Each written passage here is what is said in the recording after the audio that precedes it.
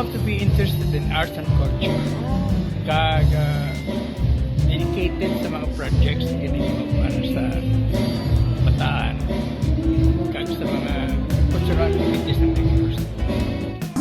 And especially the spirit of giving back to the community.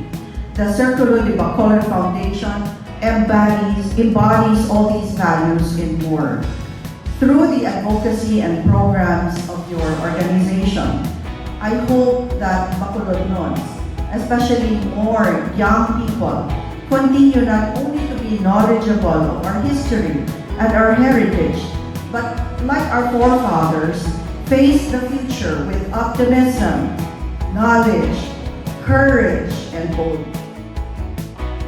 Circulo De Bacolod inducted its new set of officers for 2023 to 2025 at the Bacolod City Government Center.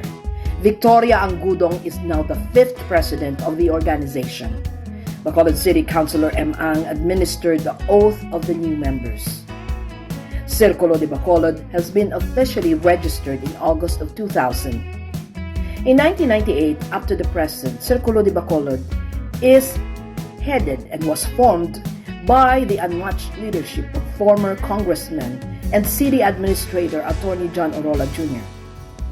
This year, Circulo De Bacolod, under the leadership of Vicky Angudong, pushed to instill to every Bacoleños and Iquense the love for preserving and promoting our very own art, culture, and history.